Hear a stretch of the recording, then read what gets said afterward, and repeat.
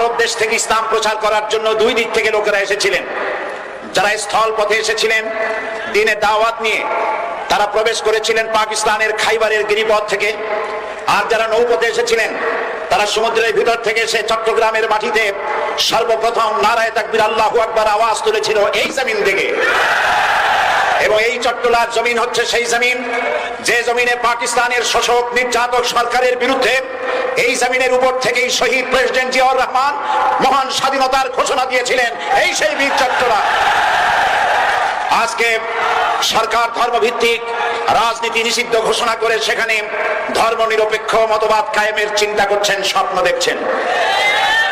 ধর্মনিরপেক্ষ মতবাদ এটি একটি প্রতারণা, এটি একটি জালিয়াতি। নাস্তিক এবং পাগল ছাড়া কেউ ধর্মনিরপেক্ষ হতে পারে না।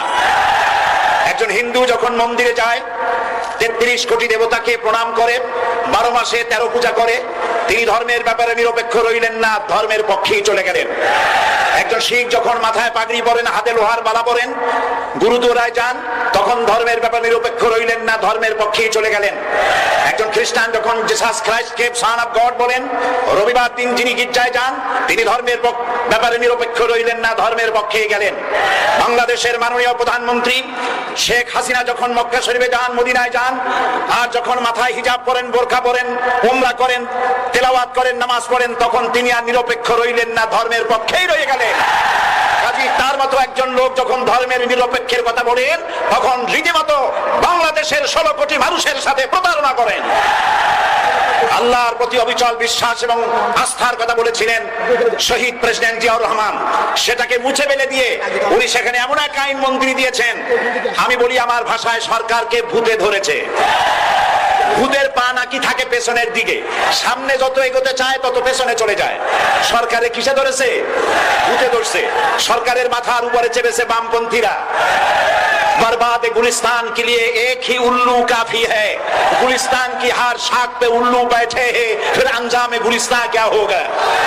ফুল বাগানের ধ্বংস করার জন্য একটা হুতুম পেঁচা যথেষ্ট, কিন্তু হুতুম পেঁচা বসে গেছে প্রত্যেক ডালে ডালে। ফুল বাগানের অবস্থা কি হবে আল্লাহই জানে। শিক্ষা ব্যবস্থায় 3 নাস্তিক বসা, আইন যাকে দেওয়া হয়েছে তিনি আইনের চেয়ারে বসে সব বেআইনি কথা বলতেছেন।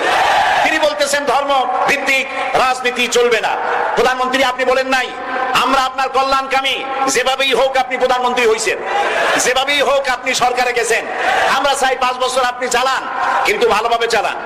যাদেরকে বসাইছেন এই লোকগুলির একটু চেনেন। এই লোকগুলি হচ্ছে তারা যারা আপনার পিতা স্বাধীনতার স্থপতি প্রেসিডেন্ট মরহুম শেখ মুজিবুর রহমান, যার জনপ্রিয়তা ছিল আকাশচুম্বী, সে আকাশচুম্বী জনপ্রিয়তা থেকে মাটির সাথে ধসে কারা, তাদেরকে আপনি মন্ত্রী বানিয়েছেন।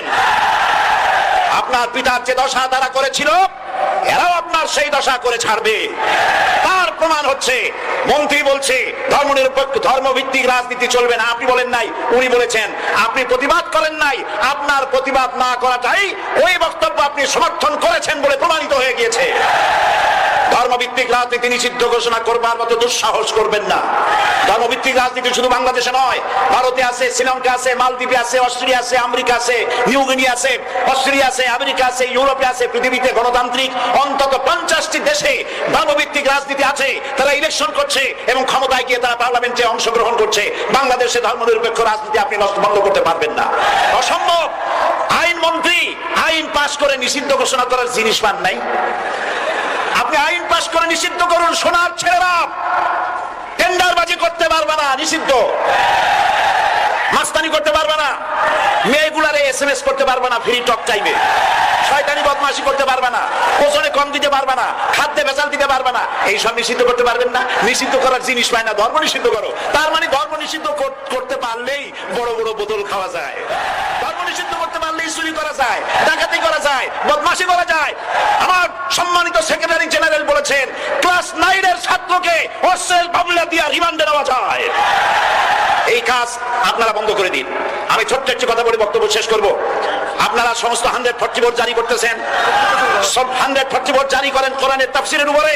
যারা কোরআনের তাফসীরের উপরে 140 ভোট চালু করেন, আল্লাহর কাছে জবাব দিতে হবে কিয়ামতের ময়দানে।